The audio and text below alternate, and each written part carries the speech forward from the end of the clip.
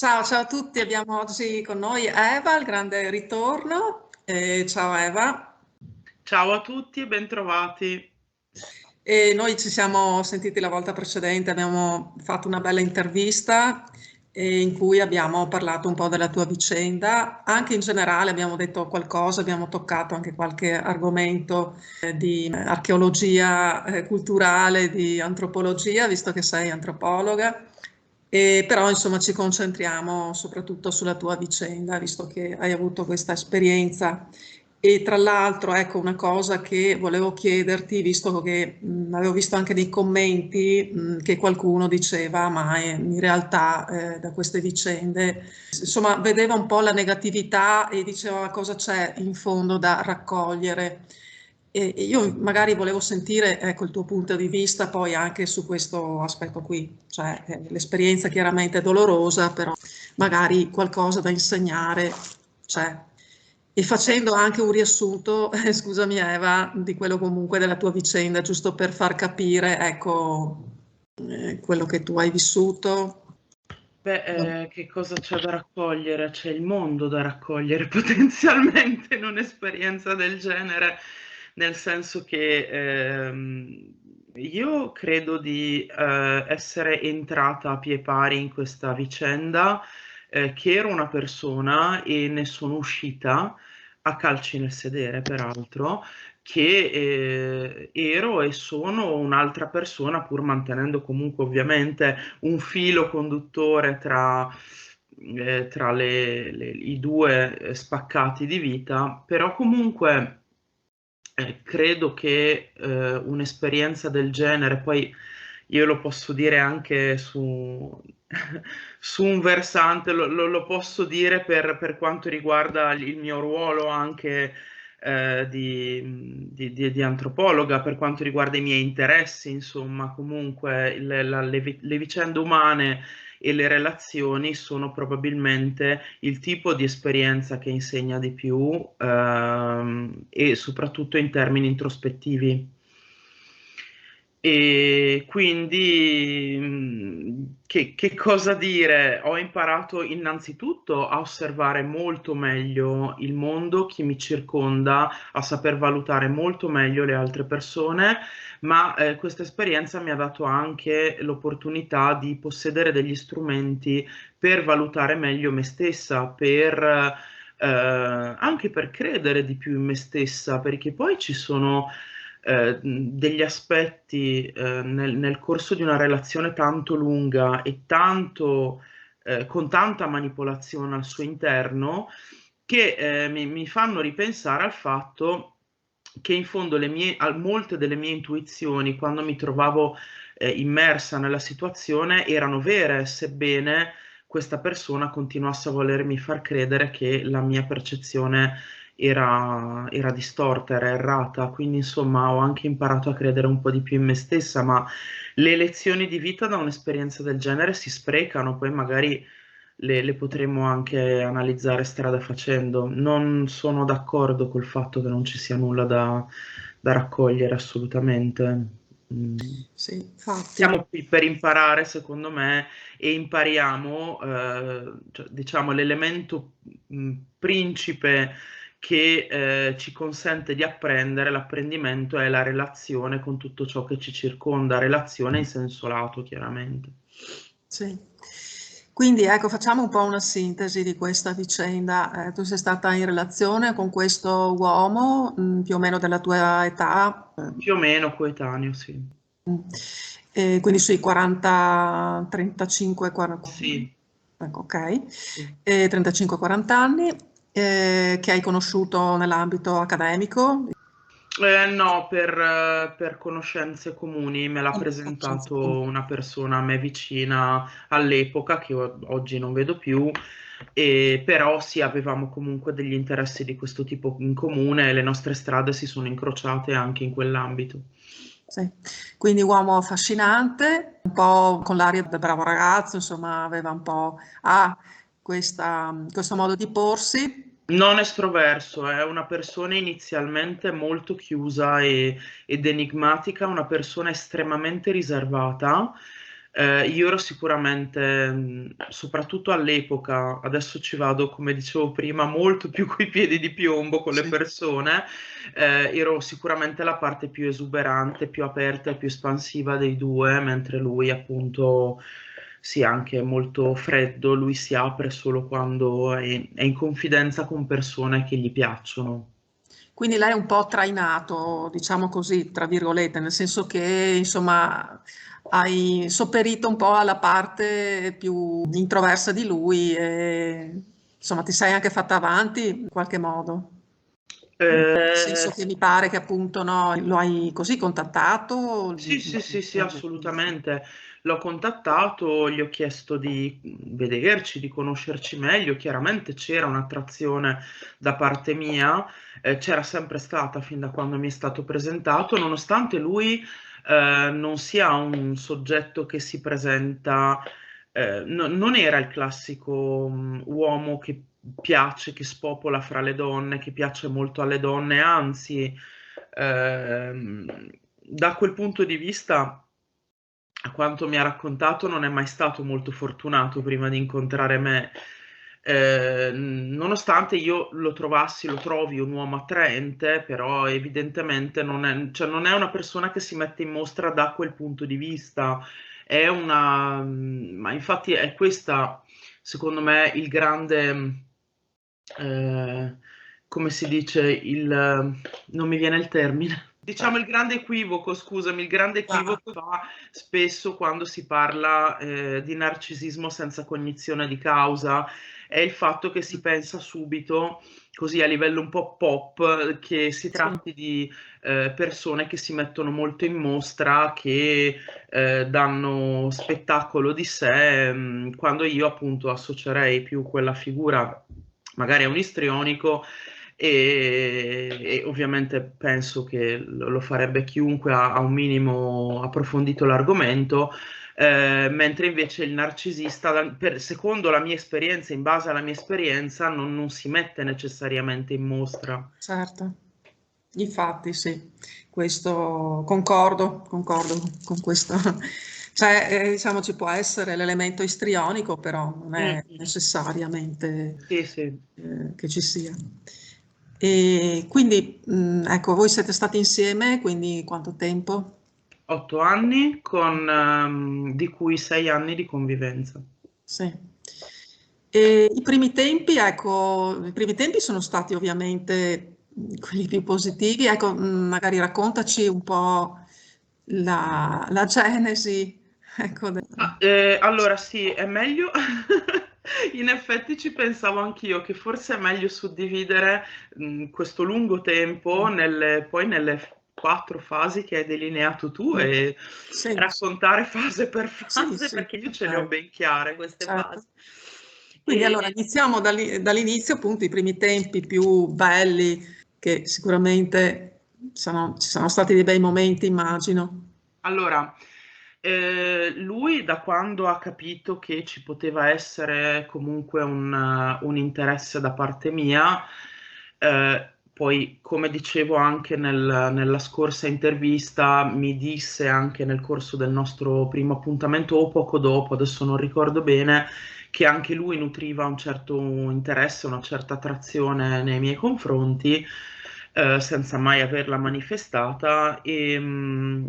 Da quel momento in poi, lui probabilmente, siccome io appunto ero molto aperta, molto spontanea e probabilmente mi è anche sfuggito qualcosa che ora non mi sfuggirebbe più con un estraneo sulla mia vita, sulla mia Sì. storia di vita, ha probabilmente inteso che sicuramente io ero una persona che sentiva molto il bisogno di eh, in qualche modo essere presa in carico, soprattutto da un punto di vista affettivo, comunque sentivo molto il bisogno di qualcuno che si prendesse cura di me, perché appunto ho tutta una storia travagliata da un punto di vista familiare, in questo senso non ho mai sentito molto forte la presenza genitoriale. E quindi lui si è subito preso carico della situazione. in un modo che forse ora ripensandoci un uomo che sta conoscendo una donna non farebbe, perlomeno un uomo equilibrato. In effetti credo che valga sempre molto il lavoro su di sé, anche quando non si hanno particolari problematiche o un disturbo di personalità, eccetera, però si hanno comunque carenze di questo tipo.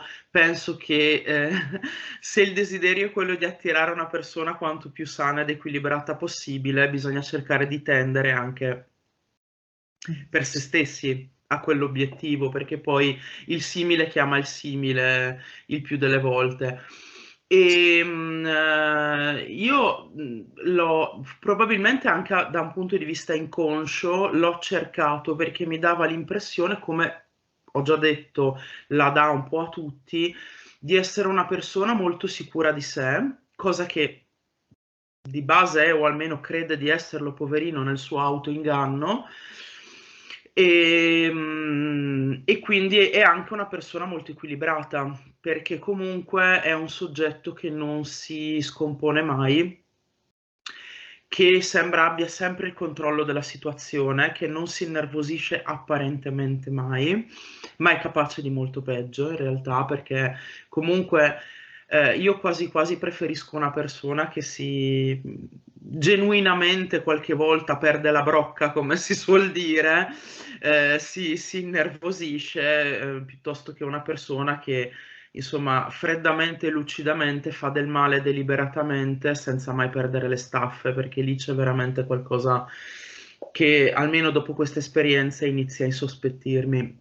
Comunque, al di là di questo, Sì. abbiamo iniziato a uscire, i tempi si sono...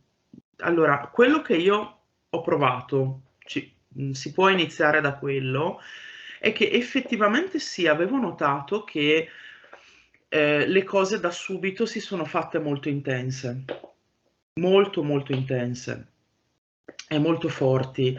E la cosa che ho sperimentato con lui e che non ho analizzato poi più di tanto, non avendo nemmeno conoscenze riguardo questi fenomeni all'epoca, o avendoli conosciuti solo per sentito dire, per le letture così molto superficiali, è che io mi sono sentita totalmente risucchiata in questa relazione, mi sono fatta coinvolgere totalmente, rapire è il termine esatto, da, da come, da un punto di vista visivo, immaginario, mi viene in mente come una coperta che mi ha avvolto e mi ha confortato in qualche modo, ma che mi ha anche risucchiata come in un'altra dimensione, perché a me non era mai capitato, per esempio, all'inizio di una relazione, di isolarmi completamente dalla sfera delle amicizie, dalle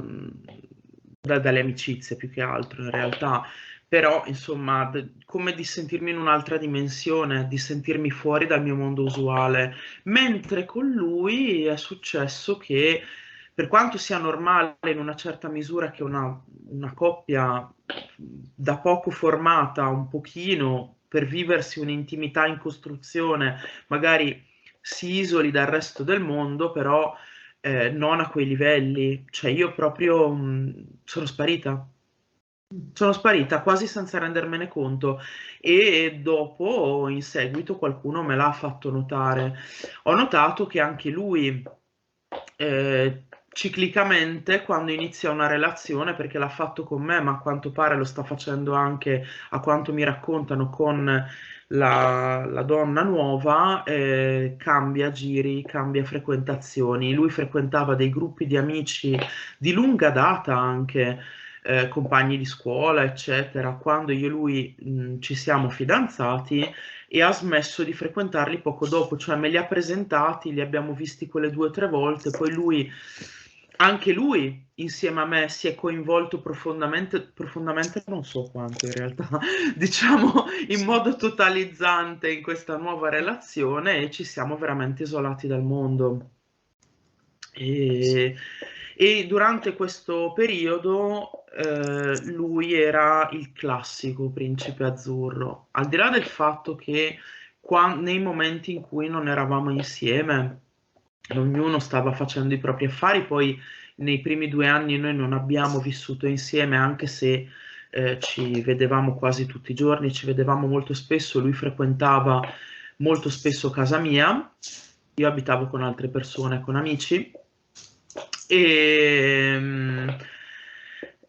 lui mi chiamava e soprattutto mi scriveva molto molto molto spesso, un po' per farmi sentire coccolata, per chiedermi come andava, se avevo fatto le cose che dovevo fare, se come era andato, non lo so.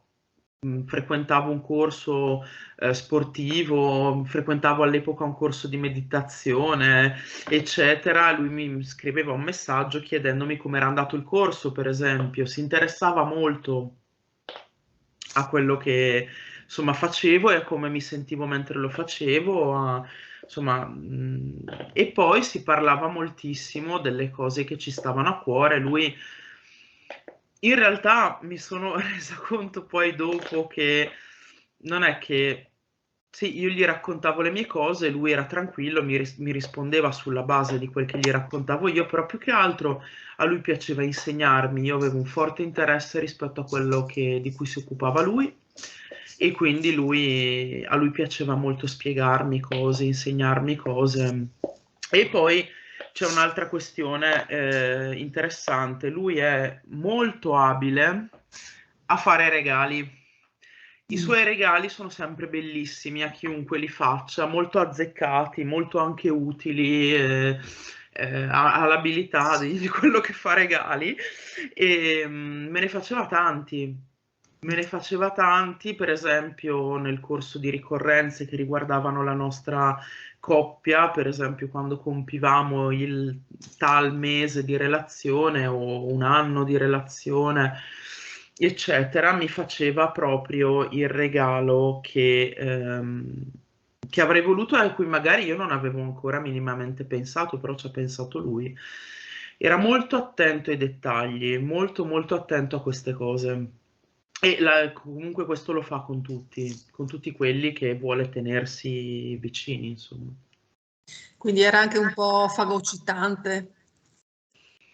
Sì, Si poneva anche da guida perché se gli piaceva così insegnarti, fare l'insegnante e in più ti supportava, per cui insomma era abbastanza, come dici tu, sembrava una coperta avvolgente. sì, sì, sì, non so, come dire, io camminavo in una strada buia, isolata, sotto la pioggia, e lui è arrivato a porgermi questa coperta che in realtà era una ragnatela, senza voler offendere i ragni, e che mi ha avvolta e mi ha catapultata in un mondo fatato. E totalizzante, ecco, hai usato anche un termine esatto, perché non è tanto Sì, il completamento, come dicevi tu, adesso mi sfugge il termine, però è totalizzante, quindi totalizzante non è sempre qualcosa di positivo, no? no, no, non è per nulla qualcosa di positivo, infatti ora, oggi me ne guardo bene. Ehm, Però diciamo che non c'era solo questo elemento affettivo, ma c'era anche l'elemento legato alle sue abilità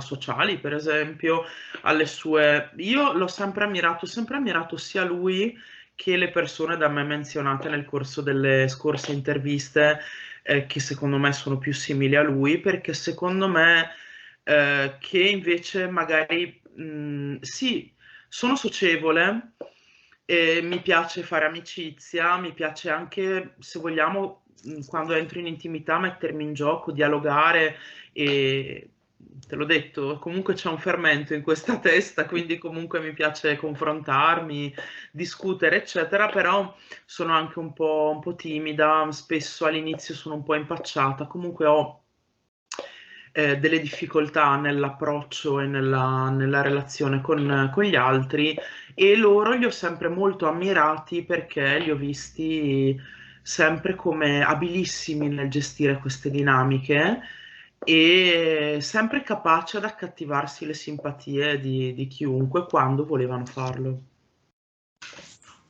sì. Ciascuno a modo suo, chiaramente, perché uno era più magari sembrava più aperto e socievole, l'altro invece, quello che aveva a che fare di più con me, era più chiuso inizialmente, però insomma sono in grado di non lasciar trasparire alcuna fragilità, alcuna debolezza. Io mi sono sempre sentita molto scoperta da questo punto di vista, perché faccio un po' fatica anche a fingere, probabilmente, faccio fatica a non essere autentica in questo senso, mentre invece loro sembravano autentici, ma al contempo sempre avere sotto controllo la situazione. Quindi c'era anche una complementarità in qualche modo tra voi. Sì, ecco, infatti a me dava sicurezza questo fatto, poi mi dava sicurezza anche altri elementi, perché per esempio io mi sono sempre resa conto benissimo, pur lavorandoci comunque, che in alcune cose ho delle abilità, ho delle qualità, ho dei punti di forza. In altri aspetti della vita invece ho dei limiti e ho delle difficoltà, a volte anche notevoli, e lui, anche a livello di interessi culturali, per esempio, lui mi compensava molto perché comunque lui aveva una formazione di un certo tipo che non era il tipo di formazione che avevo io, e quindi io ero più magari orientata verso gli aspetti umanistici, mentre invece lui era orientato verso, così si può dire, discipline matematiche insomma sì, io credo di aver sofferto tanto nel momento dello scarto, al di là di tutte le dinamiche che sono avvenute, che sono gravissime e che, senza nulla togliere ovviamente a queste, però uno degli aspetti che mi ha fatto maggiormente soffrire è il fatto che io ho idealizzato quest'uomo e questo rapporto dall'inizio alla fine, nonostante, ed è questo che mi ha impedito di vedere poi anche le violenze, cioè impedito no, perché a un certo punto ho dovuto anche rendermene conto, però c'era sempre questa vocina interiore che mi diceva che cercava di mettermi, come si suol dire, il prosciutto sugli occhi, perché io volevo continuare a credere a questa idealizzazione. Per me eravamo una coppia perfetta, era l'uomo che io cercavo, era il tipo di uomo che io volevo, e una coppia perfetta nel senso che ci vedevo proprio come una bella coppia, e tutte le cose che mi ripetevo in continuazione quando lui si comportava oramai in fase di svalutazione avanzata in quel modo con me era: devo sforzarmi il più possibile per fargli capire come la vedo in questa situazione, senza voler insegnare niente a nessuno, però almeno trovare il modo per coinvolgerlo in un dialogo che sia costruttivo per uscire da questo che io vivevo come un impasse a livello di coppia, perché secondo me noi, se lui si comportasse in un'altra maniera e se riuscissimo a relazionarci in un altro modo, insieme saremmo una forza. Sì. Mm. Quindi anche la delusione, no? Che un po' alla volta, mano a mano, si fa sempre più strada, in senso così, di delusione, di disillusione anche. Credo di non aver mai idealizzato così tanto una persona in vita mia, credo di aver sempre visto bene o male, poi io ho sempre una visione molto multiprospettica sulle cose, sui fenomeni, e credo di aver sempre visto, al di là delle prime fasi iniziali in cui chiaramente c'è un po' di idillio, c'è chiaramente, però anche difetti su cui appunto insieme si poteva lavorare, cose che, non so, almeno io ritengo normali. Lui invece, guarda, io non saprei nemmeno che termine utilizzare per definire questa situazione. Alle volte mi sento anche un po' stupida quando descrivo questi stati d'animo, perché significa veramente avere un velo davanti agli occhi, ma era come un incantesimo. Era come se fossi rimbambita da una qualche sorta di ipnosi, di incantesimo proprio, senza Quindi voler tirare in ballo. idealizzazione da parte sua e idealizzazione da parte tua. Su questo comunque c'era un incontro. Sì, E com'è? all'inizio da parte sua, per me è durata per tutto il tempo. Per tutto il tempo, comunque poi magari un po' alla volta anche anche per te, insomma, il castello di carta è cominciato a vacillare, insomma, è cominciato comunque ad un certo punto sicuramente a ridimensionare la sua grandezza, la sua così magnificenza. Però Eh, sicuramente molto, molto a malincuore, perché io sì, comunque fino alla certo, fine ho voluto continuare a credere in sì, questa idealizzazione e tutt'oggi, soprattutto nei periodi iniziali dopo la separazione, quando le crisi d'astinenza erano qualcosa di furioso e incontrollabile. Però anche oggi, quando ogni tanto torna, perché bisogna sempre stare allerta, anche quando pensi di iniziare a stare bene, perché ogni tanto ci sono delle ricadute in termini di astinenza e mi rendo conto coscientemente che è più un attaccamento all'idea di questa persona che alla persona stessa. certo, sì, dici bene. È proprio un attaccamento all'idea perché poi la persona, vediamo insomma che, come si rivela poi a mano che il rapporto continua, comunque tocca arrivare in quel momento in cui bisogna ridimensionare un po' tutta la visione Sì, della cosa e del partner e di lui, insomma. sì, Quindi, sì, no, assolutamente. stavo dicendo, ecco, quindi come è iniziato poi questa parabola invece discendente, che cosa, cioè, se ti ricordi anche proprio un primo momento, ma credo sia, non so se sia facile ricordare proprio un primo momento, cioè quando non ti spiegavi un suo comportamento che non risultava più in linea con quello che... Ma il vero problema della situazione nel descriverla è quello un po' che ho detto anche le altre volte. La vera fregatura di queste situazioni, dal mio punto di vista, è che la cosiddetta rana bollita di Chomskyan a memoria, quindi la gradualità che questi soggetti mettono in atto, unita a una sapiente tecnica cosiddetta del bastone e della carota, mi hanno un po' fregata perché comunque innanzitutto c'è stata veramente una gradualità estrema che io per esempio non avrei la pazienza che hanno loro di mettere in atto un piano strutturato in modo così sapientemente graduale. Non so, io per certi versi poi da un punto di vista puramente così mentale, psicologico, forse a volte li ammiro anche perché hanno una capacità anche di, non saprei nemmeno se definirlo autocontrollo, comunque quando vogliono si sanno relazionare, seppure in modo superficiale, poi mi ricordo appunto che non è nulla di profondo e quindi non mi interessa nemmeno essere come loro, però insomma qualche un fascino ce l'hanno perché altrimenti non ci sedurrebbero così facilmente. Quindi la gradualità mi ha assolutamente fregato e poi questo fatto che io, secondo lui, dovevo fare qualcosina in più sempre per essere degna delle sue attenzioni, di tutto quello che stava iniziando a negarmi e che mi ha negato sempre di più col tempo, perché sempre di più la svalutazione e il senso di inadeguatezza che cercava di instillarmi si è fatto opprimente, però dovevo essere sempre qualcosa di più, che non andavo mai bene e che se avessi fatto quel qualcosa di più, le cose sarebbero andate bene fra noi. Il problema è che non bastava mai. Certo. E, e poi andava sempre ovviamente a colpire lì dove sapeva che c'erano i miei punti deboli, dove sapeva che probabilmente anche più che punti deboli reali, perché io credo comunque sempre molto, ognuno di noi ha qualche vocazione, ognuno di noi è più portato per alcune cose anziché per altre, per carità, però si può sempre migliorare anche nelle cose, secondo me, in cui non riusciamo bene. Secondo me, più che punti realmente deboli, mi andava a colpire dove c'erano i miei complessi relativamente a questi punti deboli e ha iniziato a colpirmi su quelli.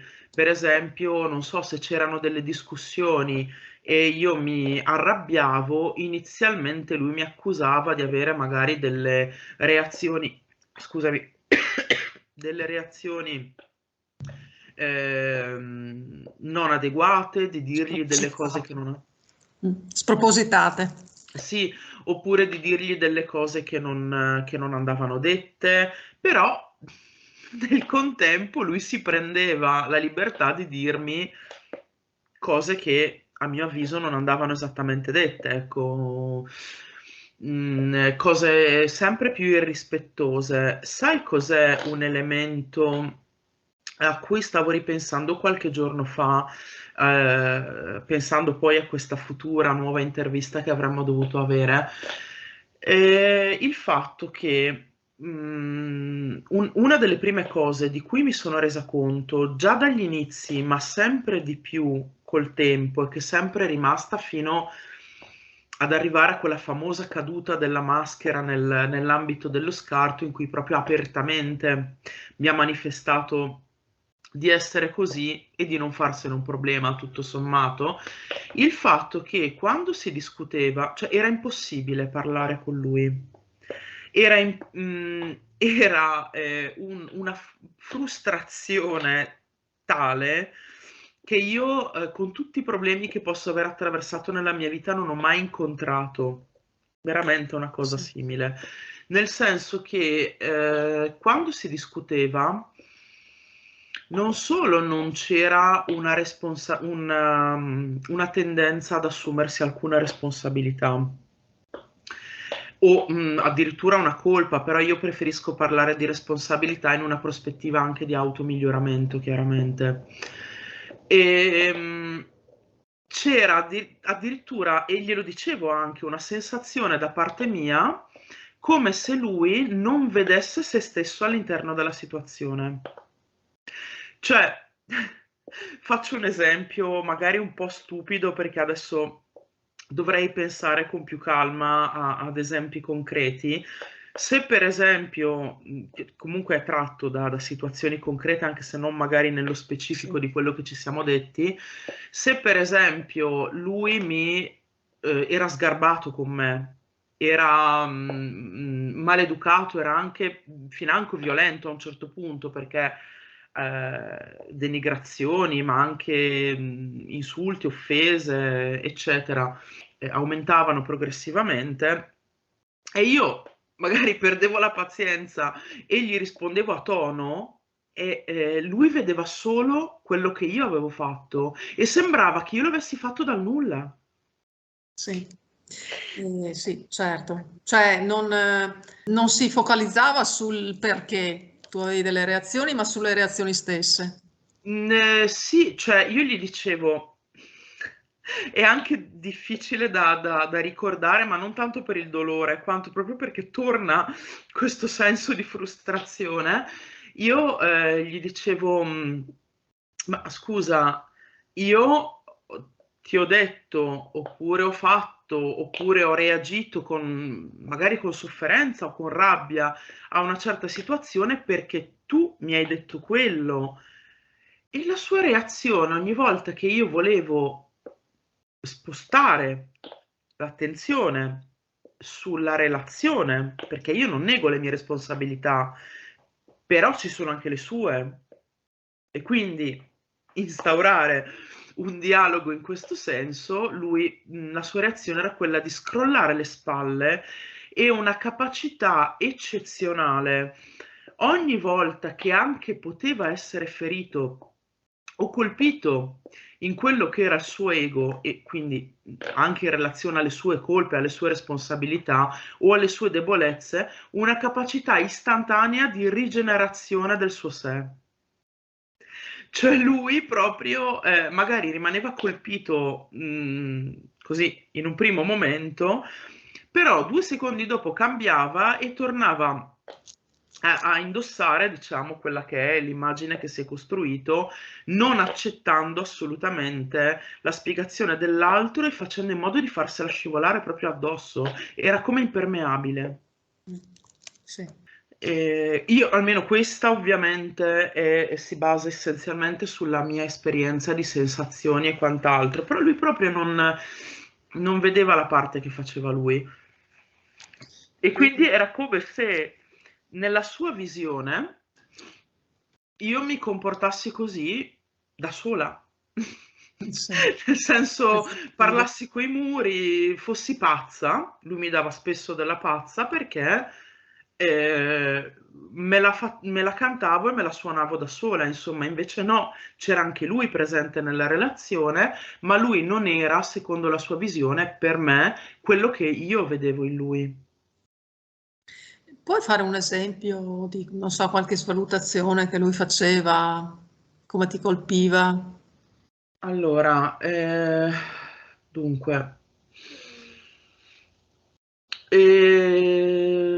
sto cercando di individuare un po' anche il periodo, perché poi appunto essendo stato graduale, ci sono alcuni episodi che ricordo molto bene, come dicevamo poi anche prima, e altri che non Sì. ricordo. Ehm, beh, sicuramente una delle cose che, uno degli aspetti comportamentali che mi hanno fatto maggiormente soffrire, anche se in quel momento io ero tutta coinvolta dalla costruzione di un'autodifesa e non ho mai minimamente creduto a quello che lui mi diceva, cioè ad altre cose sì, ma al fatto che ero pazza, proprio nel senso chiaro del termine, no, lo mandavo al diavolo, insomma, Certo, anche perché, cioè, anche se tu stai con una persona che ha dei problemi psichiatrici e le vuoi bene, dal mio punto di certo, vista non le dici, perché dirle che è pazza è come dare allo storpio dello storpio. Invece se tu ci certo. tieni allo storpio e hai la sincerità del cuore più che delle parole, eh, eh, in quel caso lo aiuti. Non è che gli dici quello che è perché quello che è lo sa già, o anche se non lo sapesse, comunque cerchi di dargli una mano. E lui però, insomma, lui mi stava dando lezioni di vita. Sì, lui, questa è una cosa che mi ha fatto molto soffrire. Mi dava, almeno per un certo periodo, ma in realtà in modo sempre più raffinato, fino alla fine, della pazza. Cioè, i primi tempi, quando è iniziata la fase di svalutazione vera e propria, me lo diceva proprio apertamente. E soprattutto, questa frase veniva fuori con più veemenza quando, io non parlavo con nessuno di quello che accadeva in casa, anche perché volevo autoconvincermi che le cose sarebbero potute migliorare in futuro, quindi non volevo metterlo in cattiva luce, però ogni tanto con un paio di persone, diciamo, tra virgolette, fidate, come un'amica che io frequentavo molto in quel periodo e che mi ha aiutato in fase anche di separazione, e mia madre, ogni tanto delle cose raccontavo, magari non tutto.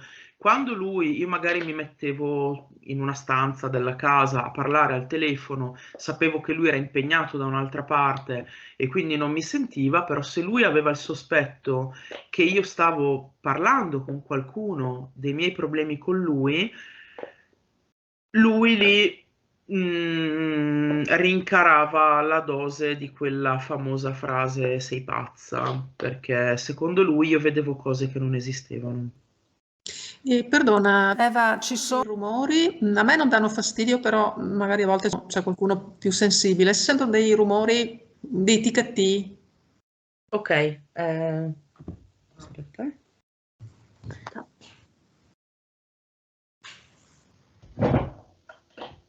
Ecco, probabilmente ero io che muovevo i piedi in un certo modo. Ah, ok. Chiedo scusa. No, no, no, niente. No, a me non dà, ripeto, fastidio, ma magari a volte c'è qualcuno che può così. Ma tu dici giustamente il fatto del dare del pazzo o della pazza, cioè se veramente fosse così, che tu fossi pazza, cioè perché infierire? Cioè è una cattiveria così gratuita che non ha nessun motivo. Cioè, a maggior ragione, se fosse vero quello che lui diceva, non avrebbe senso che te lo dicesse. Però è chiaro che lo scopo era quello di umiliarti, no? Di Sì, infierire. sì, ma anche perché secondo me lui ha fatto molta leva sulla mia insicurezza.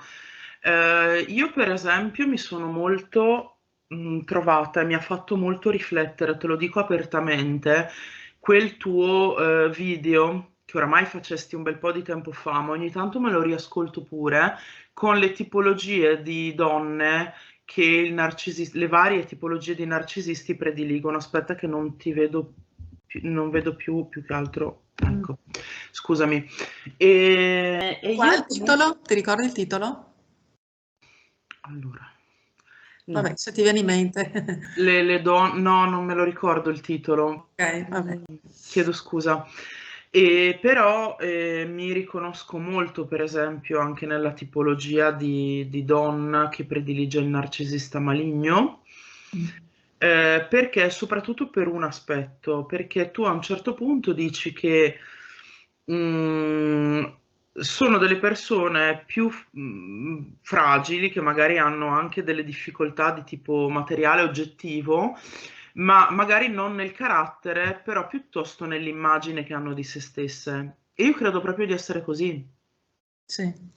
Nel senso che probabilmente ci sono, ripeto, non in tutto, però ci sono degli aspetti su cui devo lavorare, su cui sto lavorando, e aspetti anche intrinseci che, insomma, sto cercando anche di far capire, però diciamo che mi rendono forse più insicura di quello che potrei essere in realtà.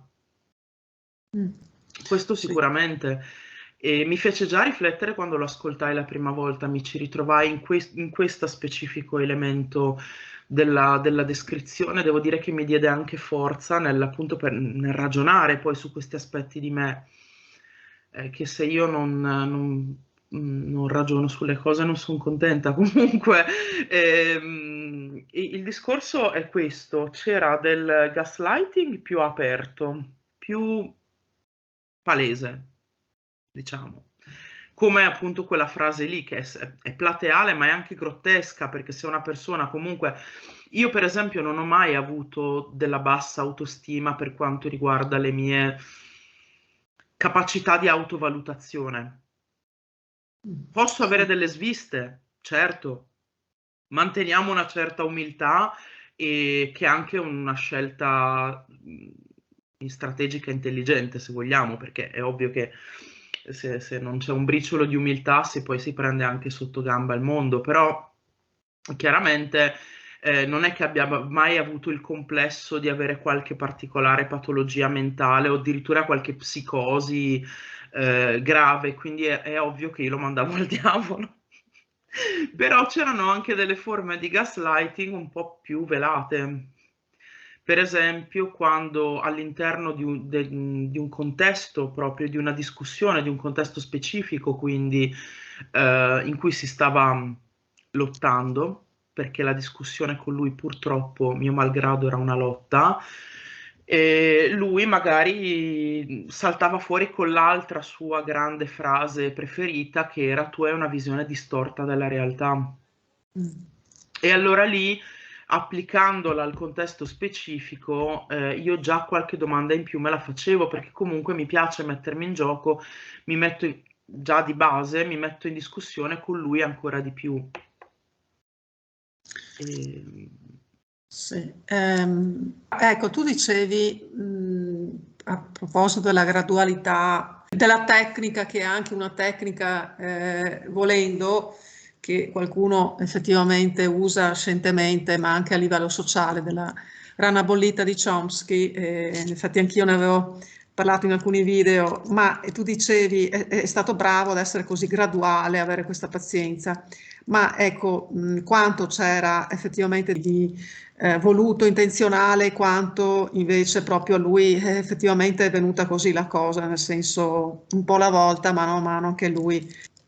Era come se magari l'ideale crollasse anche per lui, e quindi andava ad infierire perché non ci stava un po' con il fatto che il suo ideale si stava un po' sgretolando di fronte ai suoi occhi, ma non perché ovviamente fosse giusto così, nel senso che l'ideale effettivamente in modo concreto si sgretolasse, ma nella sua mente chiaramente andava così un po' alla volta, insomma, a distruggersi.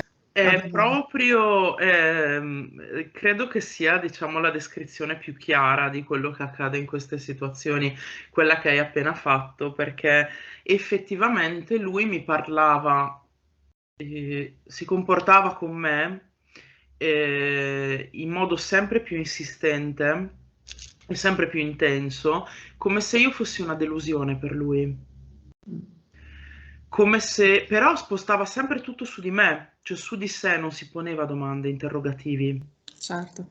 Io ero piena di interrogativi su me stessa e ho fatto anche, vabbè, ma io quello continuerò a farlo per tutta la vita, speriamo anche oltre,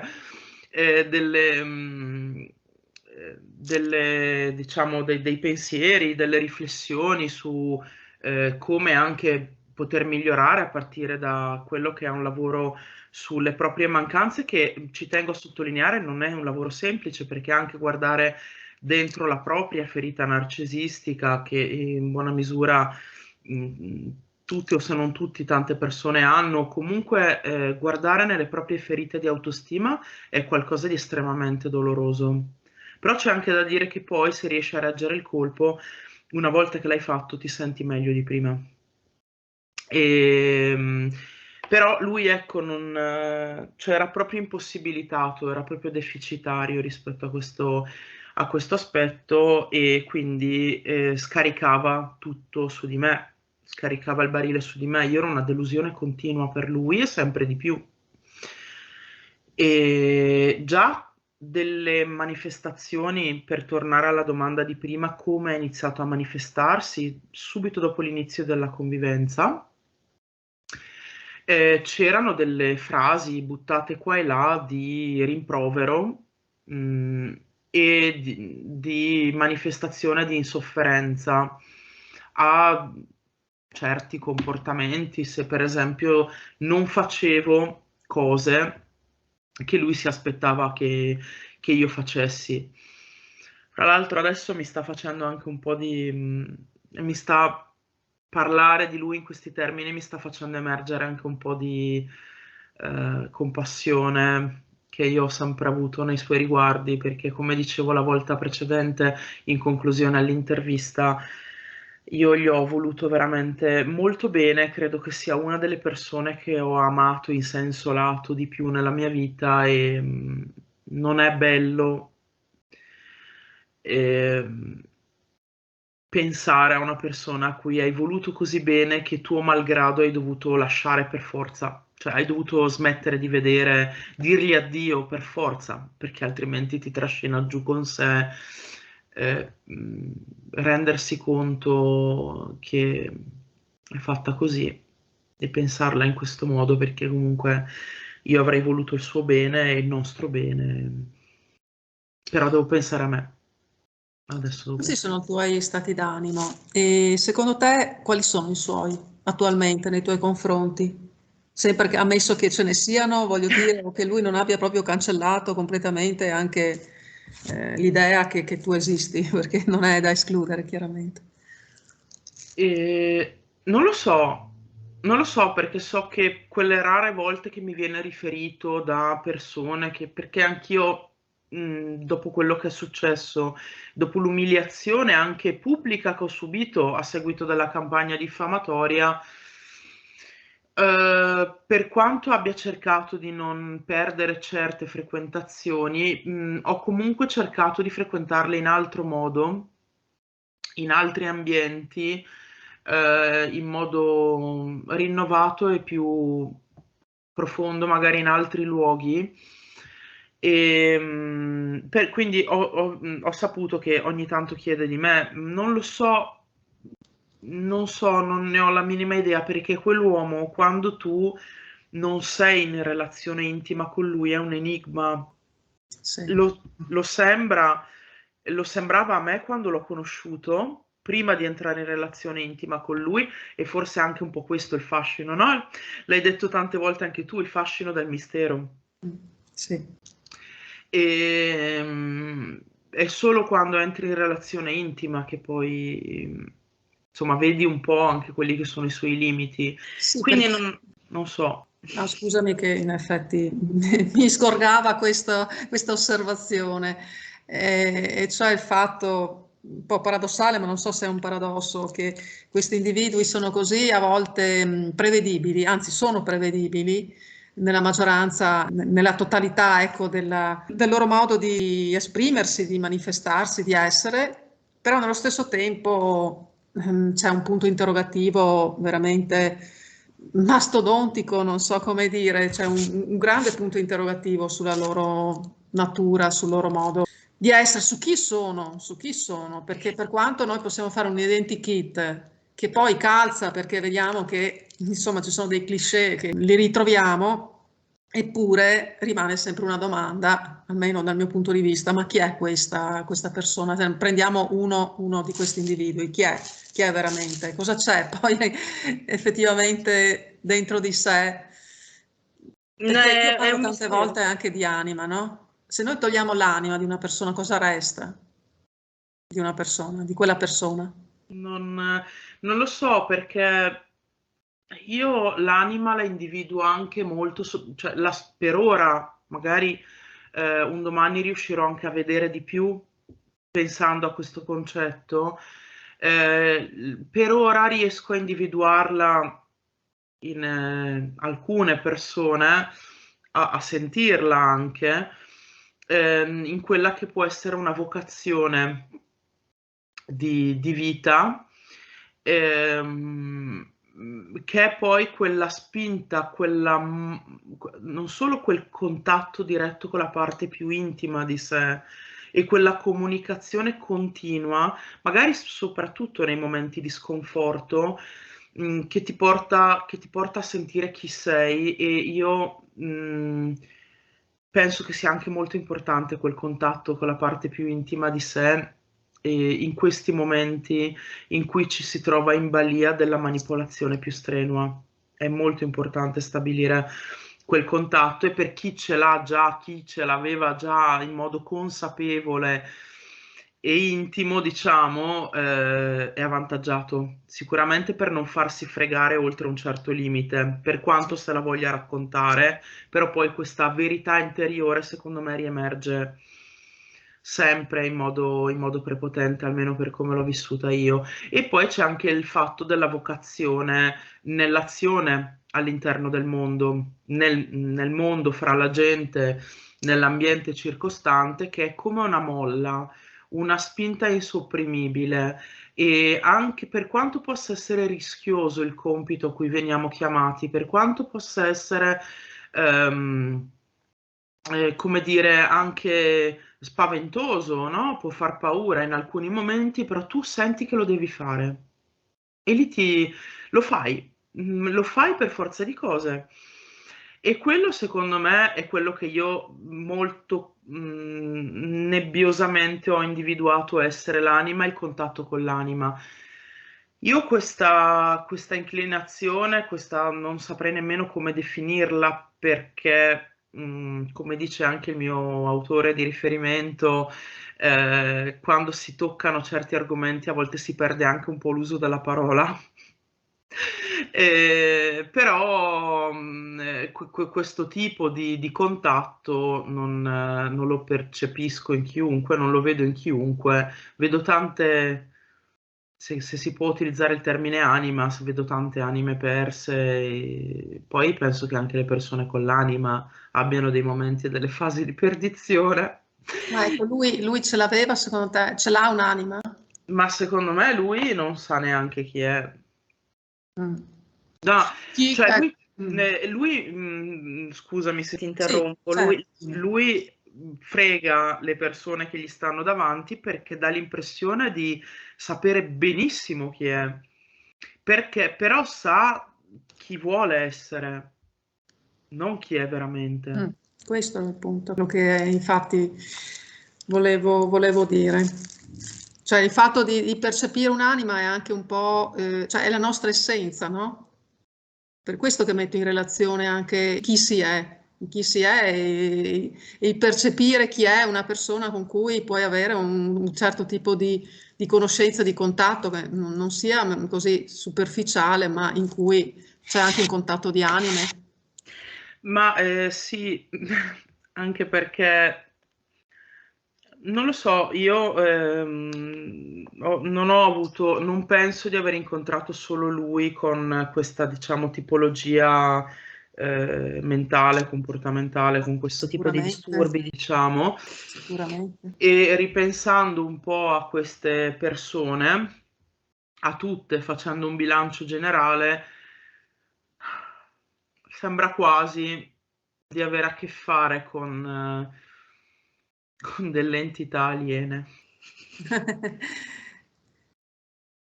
Sì, certo. Però io non mi dilungo più di questo perché chiaramente non lo so, sono terreni molto scivolosi.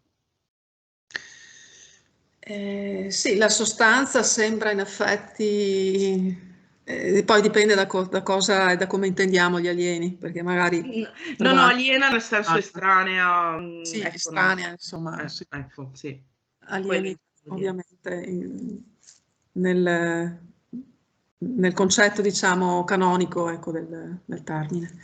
In alcuni momenti c'è l'impressione appunto di avere a che fare con un senso proprio di estraneità,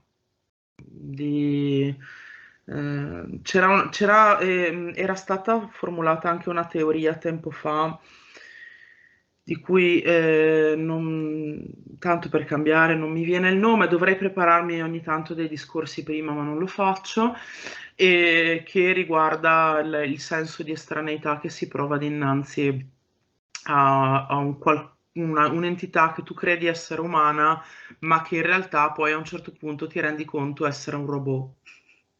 Sì.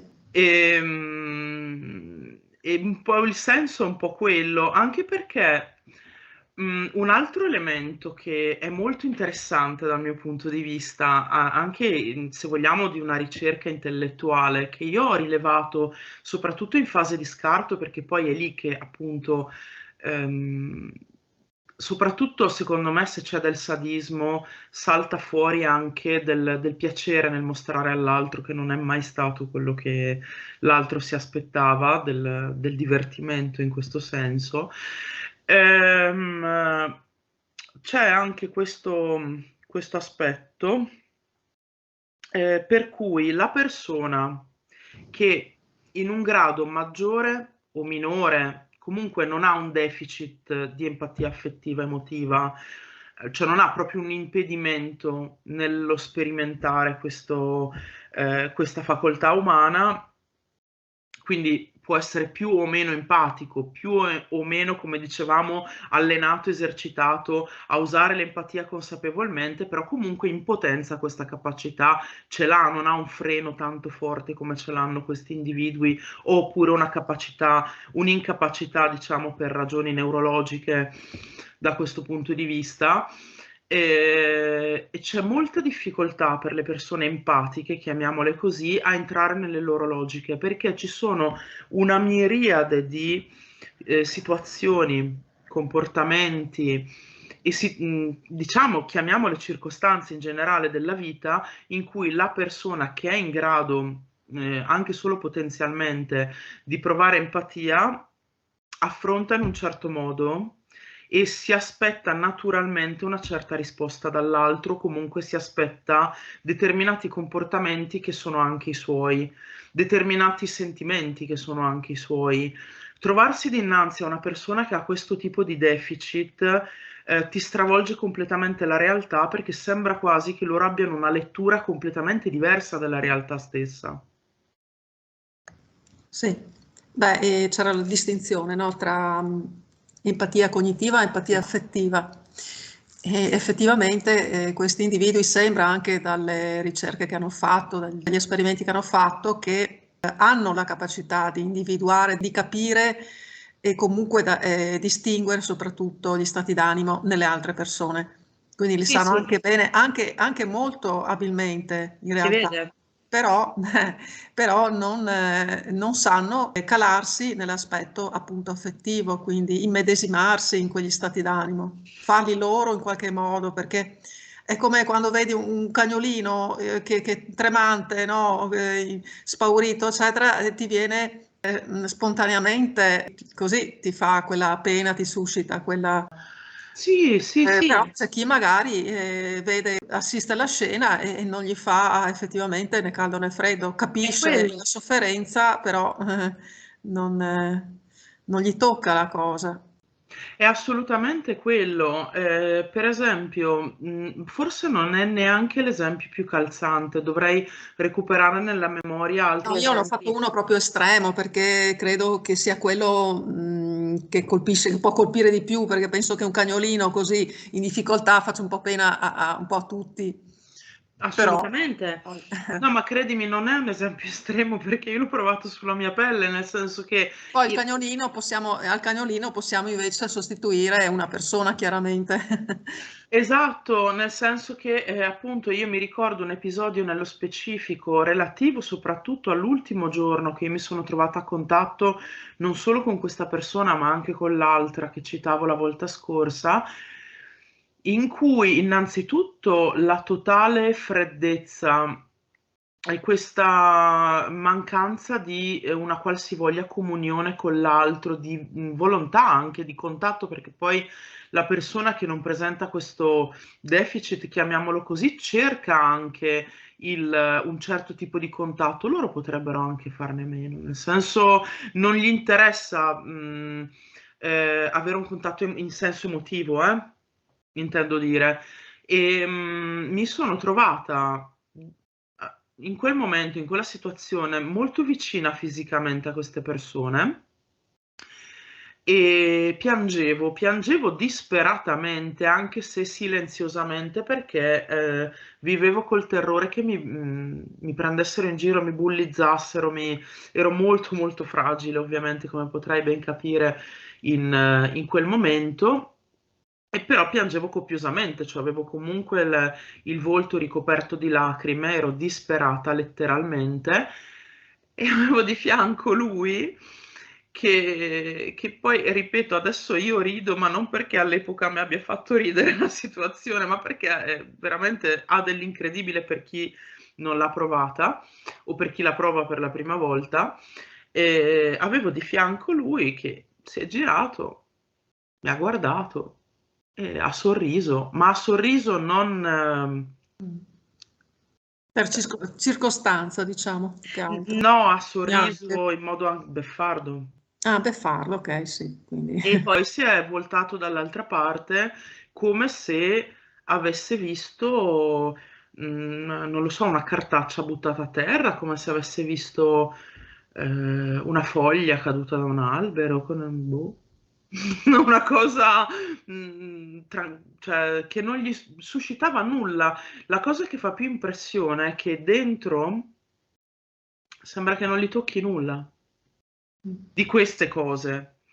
E infatti anche la persona, secondo me la persona che si trova per la prima volta, come è successo a me, questo secondo me vorrei che fosse anche un monito per le persone che si troveranno in queste situazioni.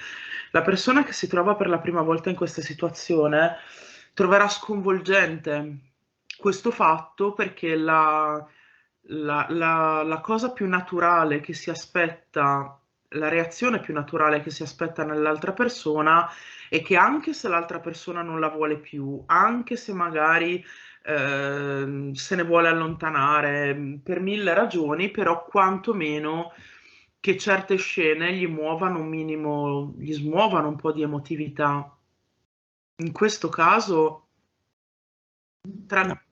no, non, ma neanche emotività, ma fosse anche un briciolo di, so, un sorriso di benché minima dolcezza, no, no, proprio. Quindi tanto è stato all'inizio, sembrava così disponibile, prodigo, avvolgente, appunto come dicevi, con una coperta, e tanto poi si è rivelato al contrario, proprio per nulla, con un senso di cura, insomma, nei tuoi confronti. Un'altra persona, Assolutamente. Mm. completamente un'altra persona, dall'impressione che Cioè aveva dato all'inizio. il contrario. Sì, però ci si rende conto Carnefice, anche. insomma. Come? Il Salvatore è un carnefice, in pratica. Sì, il Salvatore, Diciamo. cioè in Salvatore realtà tra virgolette, ecco, nel senso che sì, comunque... sì, no, certo. No, in realtà l'immagine del Salvatore secondo me ha voluto mantenerla fino alla fine, perché poi anche in fase di scarto, pur, cioè, questa è una cosa veramente di una contraddittorietà grottesca che ancora oggi mi fa, diciamo, mi perplime abbastanza, ma nonostante ne conosca i meccanismi, non capisco la faccia di bronzo che si possa avere per portare avanti queste dinamiche apertamente, nonostante gli insulti aperti ormai, le umiliazioni palesi, le situazioni in cui è arrivato a dirmi cose del tipo che eh, io sono talmente pessima, talmente senza valore che ho avuto i problemi che ho avuto con la mia famiglia perché nemmeno loro mi hanno voluto. E, sì, sì, ma senza contare poi quelle frasi assurdamente sincere per cui Come se poi l'amore genitoriale fosse qualcosa di condizionato. tra l'altro, Dire.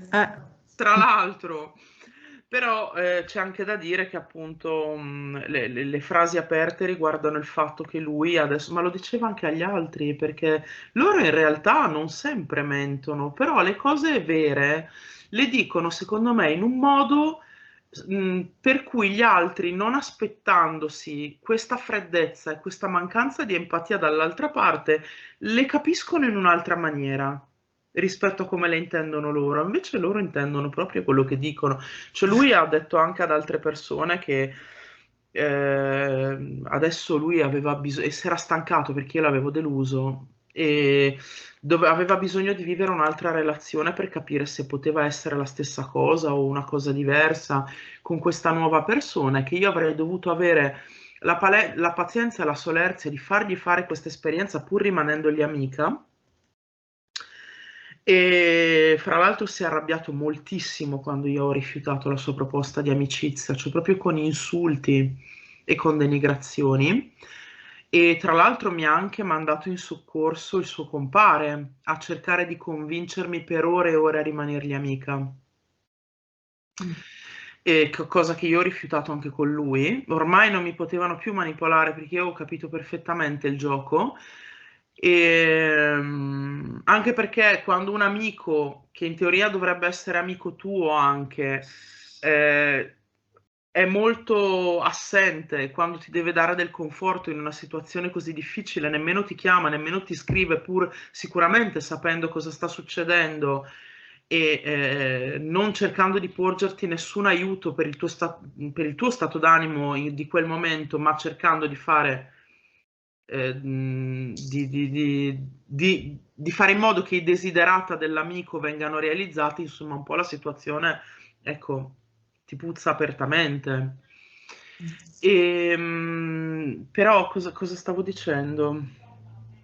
Il fatto che comunque lui diceva anche alle altre persone che aveva bisogno di fare questa esperienza perché comunque io lo avevo deluso, mi comportavo male, di tutto e di più, che poi magari sviscereremo, e a un certo punto però lui avrebbe potuto tornare.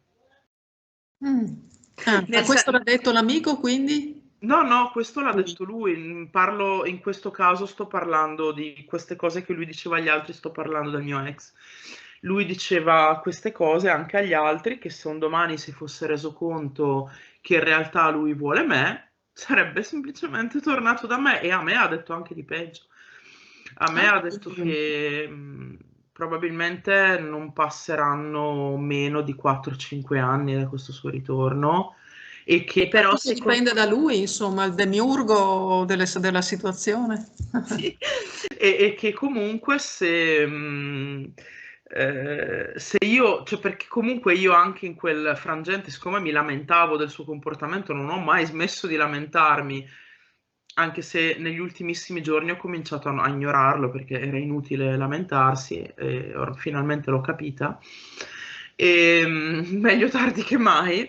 Lui mi diceva che se avessi continuato a rompergli le scatole, mi avvertiva, mi diceva guarda che io non torno, eh. Cioè, viene anche da sorridere perché in effetti... No, apertamente proprio, cioè quelli che dici sono dei meccanismi che sì, magari li mettono in atto, ma magari non lo dicono perché se no l'altra persona comprende perfettamente il modo in cui si muovono. In questa ultima fase lui proprio non si curava nemmeno di tenere nascoste queste cose, però questo mi ha permesso anche di avviare una riflessione sul grado di consapevolezza che possono avere alcuni di loro.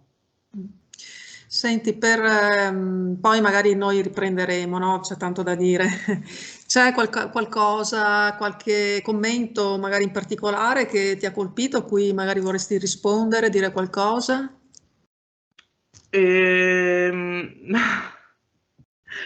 Ma no, anche perché in realtà negli ultimi tempi, cioè negli ultimi giorni, sono sincera, non ho più avuto il tempo di leggere i commenti. Ho letto fino a qualche giorno fa e comunque ho già risposto a chi dovevo rispondere, per esempio riguardo alla questione dell'attrazione. C'era stata una mini discussione tra me e un'altra persona che dubitava del fatto che potessi avere un tipo di attrazione unicamente basata sugli interessi comuni e sugli aspetti intellettuali, ma Ah, ok, sì, ho capito. in realtà penso che la manipolazione così consapevole e di livello pro, no? Di livello avanzato, come la mettono in campo questi personaggi qua, affetti da determinati disturbi o comunque in determinate condizioni mentali, sia qualcosa che non può riguardare solo l'aspetto fisico, non può assolutamente.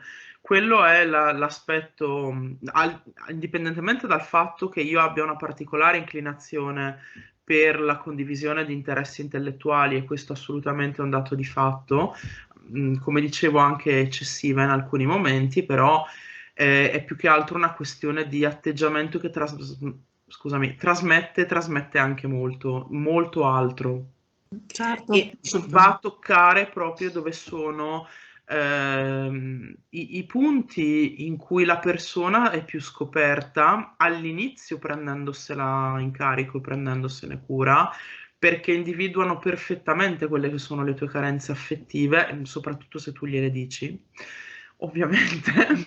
Sì.